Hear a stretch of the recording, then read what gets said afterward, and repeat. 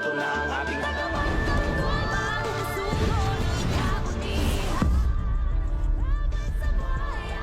Ikaw ang magiging susi ng pagbagsak ng kampanya ni Miguelito. About our plan with the Montenegros. Confident ako sa grupo. They will deliver. Walang matitirang Montenegro. Ngayong gabi, mabubura na si Tanggol sa mundong ito. Napasok po namin yung mga CCTV sa lugar na to. At yung basketball court. Binabantay rin namin yung mga nagkarapat sa meeting de avance ng mga ginero. Walang uupo sa City Hall. Guerrero lang. Wala lang iba. Hindi ang isang Montenegro. May masamang binabalak si Roberto kay Tanggol. Huwag kang sasampot sa entablado, ha? Magtutulong-tulong tayo para mapalaya sa atin ng mga gerero dito sa Maynila. Ito na, Santino, ang pagkakataon mo na pagiganti mo ang pagkapatay ng Kuya David mo.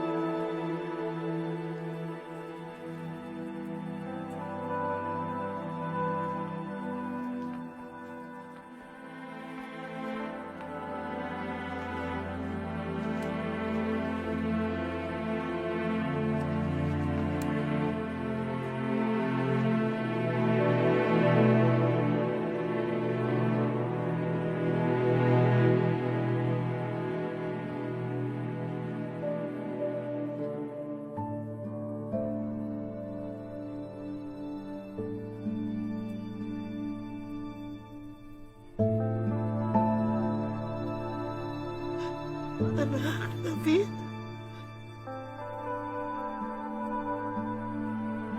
Patawarin mo ako.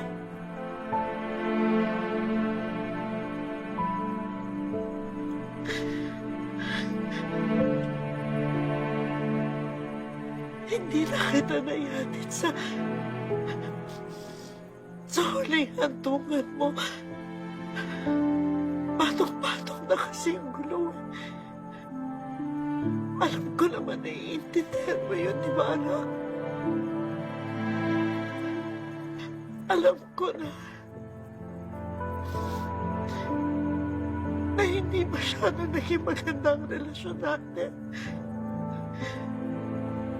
Pero sana alam mo,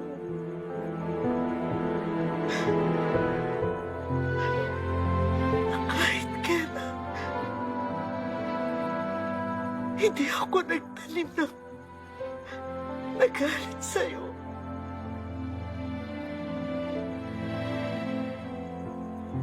Alam mo kung bakit? Dahil alam ko, sa kabila ng lahat, mabuti ang puso mo. At pinakita mo yun.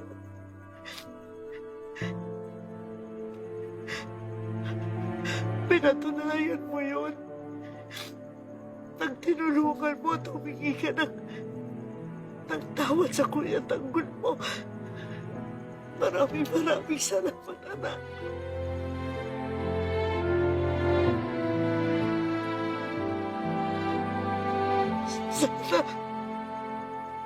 Sana mapatawad mo rin ako.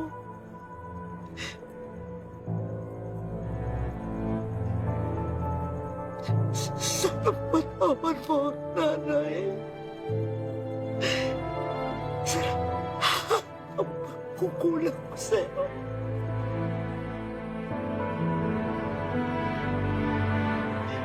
Kung nasan ka man ngayon, alam ko payapa ka na.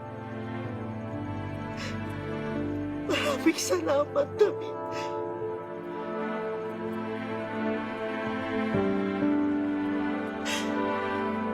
Mahal na mahal kita.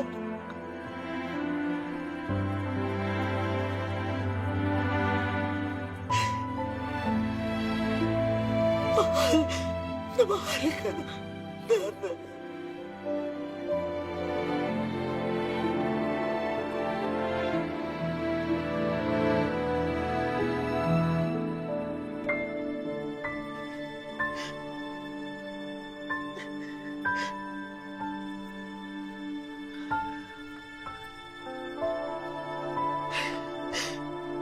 Hindi ko marumos may isip na pwede palang mayari ito, Ramon. I understand. Walang magulang ang dapat maglibing sa sarili niyang anak.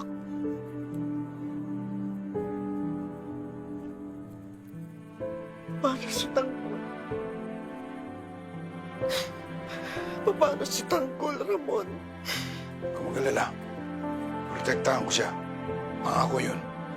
Pero paano? Ang laki-laki na ng geram niyo ng mga gerero. Ang anak ko si David. Naging biktima na.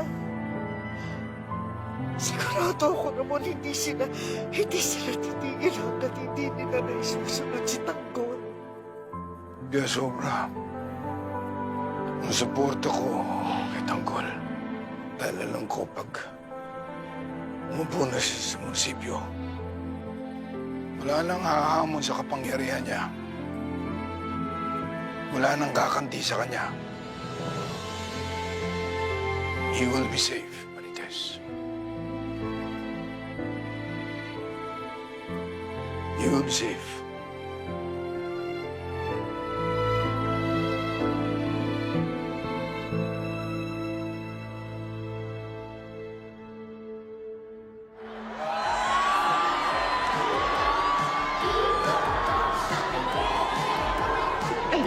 Ayun yata siya. Madam! Hindi pwedeng walang may hawak. Madam! Sandali, excuse me. Good evening po, madam. Magandang gabi. Nasaan ang hakot ninyo? Nasa labas. Papasok na. Nag-uuma po sa dami mo. Totoong marami. Oo po. Oh, eto yung sa inyo. Ay, salamat po. Eto yung sa mga tao ninyo. Igi-1,000 ha. Igi-1,000. Makakarating, madam. Makakarating. Opo, opo. Huwag kayong maalis ha. Dito lang kayo. Opo, siyempre mo. Okay. Thank you. Thank you din po. Ano yung ginagawa mo? Kinukuha ko lang yung porsyento natin. Wala namang gagawin dito yung mga yun. Kundi tatayo, papalakpak mo. Kundi pa natin sinama dito, magkakapera na sila. Kaya kailangan, meron din tayong cut dito. Di ba? Oo. Tama. Ba't dumating ka dito? Wala. Ay, mga bading na lagi nalang late. Naku, madam, nakita namin yung video na kumakalat tungkol kay Fatima. Oo nga, oo. Naku, Miss Jackie, pasensya na ho, ha. Eh, dapat po pala na-warning nga namin kayo tungkol sa pagkatao ng babaeng yun. Ba't yung nga ba't hindi nila dala sa bahay ang babaeng yan? Nasaan na ba yun? Ay, naku po, madam, eh, matagal na akong hindi napasok sa amin. Hindi ho namin alam kung nasaan at saka hindi namin alam na magkakaganyan yung batang iyan. O basta bumawi kayo, ha? Gusto ko, mamaya, sisiraan nyo ng todong-todo yung babaeng yan, ha? Sabihin nyo sa mga tao kung anong totoong pagkatao ng Fatima na yan. Oo, madam. Don't worry. Everyone will know kung paano ka niloko niyang bruhita na yan. Ay, madam, ito pala yung pinagawa mo. Ayaw nga Damit ni pala. Mayor. Ayan, Oo, po. kanina pa namin to hinihintay. Sorry. Sige, galingan nyo yung speech nyo, ha? Opo, opo. Bye-bye. Mag-iisa tayo mo. Mag-iisa kayo! Halika na, halika na. Ito na, ha. Kasi kaya sa akin. Fatima, dito daw muna kayo, sabi ni Ma'am Olivia. Babalikan na lang kayo pag kailangan ka na. Hindi maganda pakiramdam ko sa mangyayari ngayon. Ako din. Wala akong tiwala sa mga yun. Tingin ko, ilalaglag din nila tayo sa uli. Fatima, alam ko gusto mo itong gawin para sa mama mo. Pero maaari mong ikapahamak kapag isiniwalat mo lahat ng nalalaman mo tungkol sa mga gerero. Papo, gusto niyo ba tumigil ako? Ngayon pa? Kapag hindi ko to gagawin, hindi ko mabibigyan ng hustisya pagkamatay nila mamo. Ayoko lang mapahamak ka. May panahon pa para umatras. Hindi, Papo. Gagawin ko to. Kahit ikakasama pa ng loob niyo. At kahit ikakapahamak ko pa. Handa akong gawin to para kay Lamang.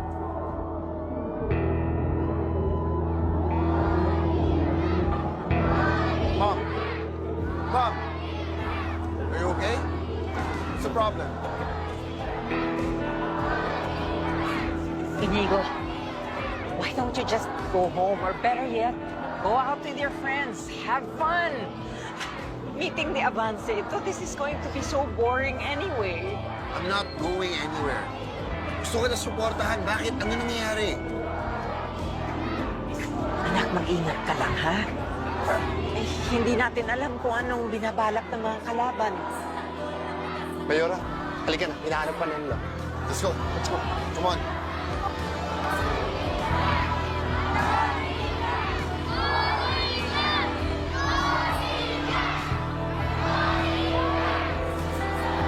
Nasaan ay ang busy mo?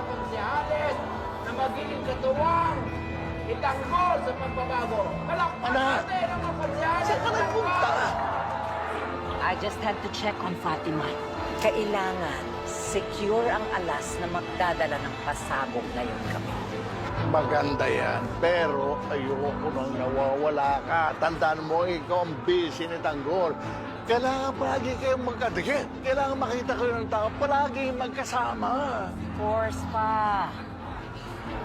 Hinding-hindi ako lalayo sa mayor ko.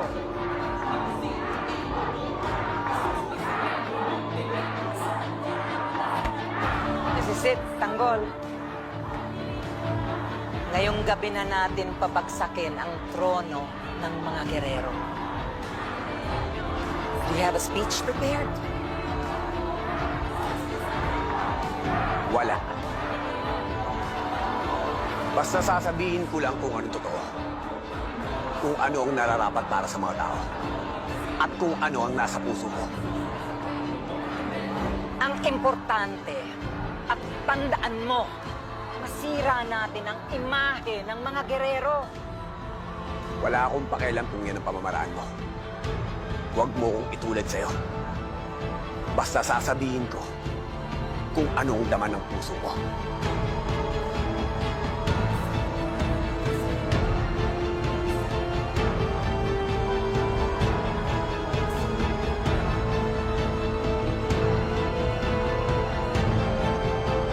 Ngayon po, tawagin natin sa harapan ang ating unang speaker. Ang kapamilya ng mga kababaihan, Jackie Guerrero!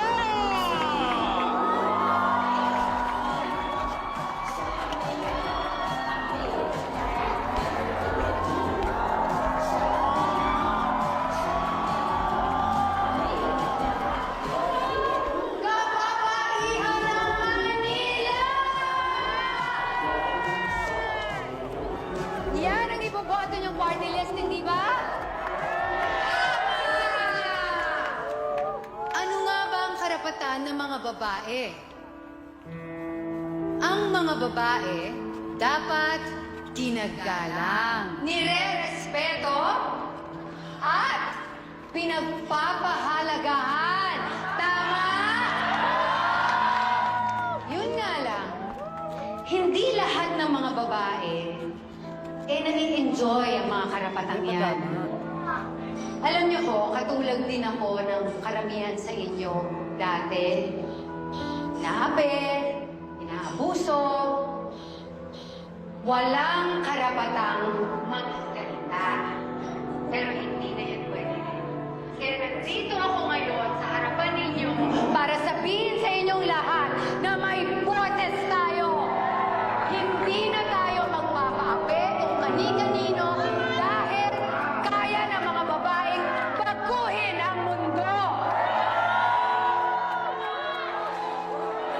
Kaya para sa mga babae na inaapi, inaabuso, at walang boses para magsalita, ako ang magiging boses ninyo!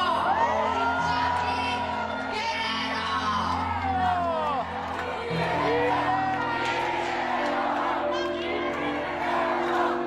Pero, aaminin ko, hindi lahat ng mga babae ay karapat-dapat tulungan. Parang yung ex ng anak ko. Si Fatima, kilala niyo ba yung bruhang yon? Diba? Bruha siya talaga. Alam niyo ba? Na binudol niya ang buong pamilya ko. Pinasakay niya, pinaibig niya yung anak ko para lokohin kaming lahat. Kaya nga, kasama Kasama namin ngayon ang dati niyang mga boss para sabihin sa inyong lahat kung gaano ka manghuhudol at manluloko yung bruhang Fatima na yan. Larsa and Jessa, take it away! Grabe, ang daming tao!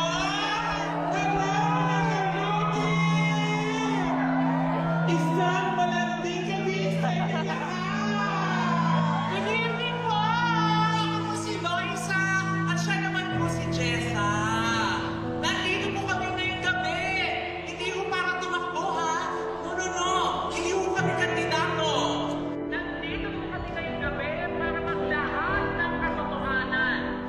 Peke po si Fatima Benito!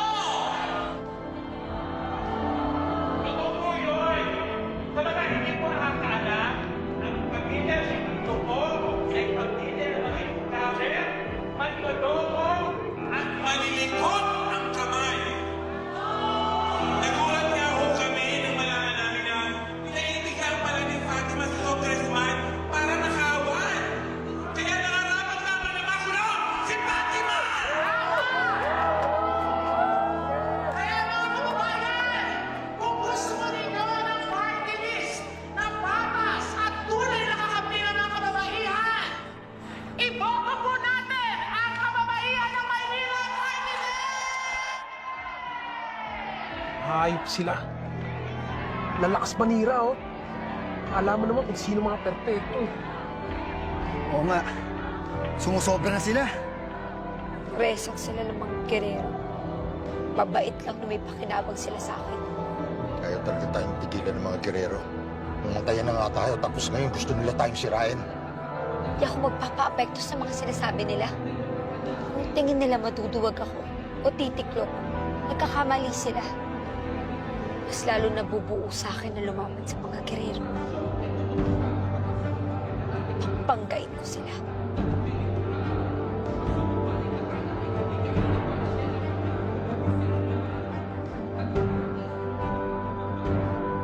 At ngayon naman, mga kababayan, ang ating susunod na tagapagsalita ay isang veterano na sa serbisyo. Ang dating mayor ng Maynila, ang inyong susunod na congressman, Don Gustavo Guerrero! Mas malakas ang palakpak pa para kay Don Gustavo! Don Gustavo.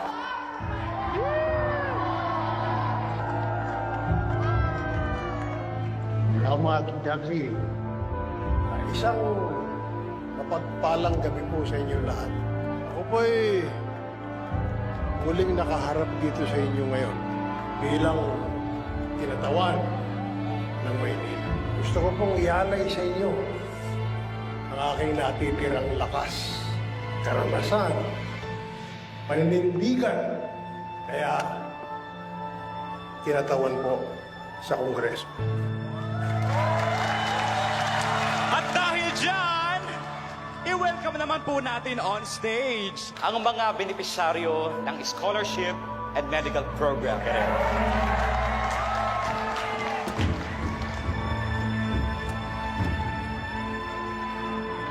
Ako po si Lovely Villapuente. Wala pong pampaaral ang aking mga magulang. Pero dahil po kay Don Gustavo, nakapagtapos po ako bilang nurse at nabago po ang buhay ko. Maraming salamat po, Don Gustavo. Sobrang salamat po. Ito nga! Gustavo! Ano ba nakakatili ka? Ako naglagay sa'yo kung nasan ka. Kaya gagamitin kita kailan ko gusto. Ang galing po nitong naisip niyo, Ma'am Jackie. Talagang panalo kayo nito dahil sa dami ng tutulungan ni Don Gustavo.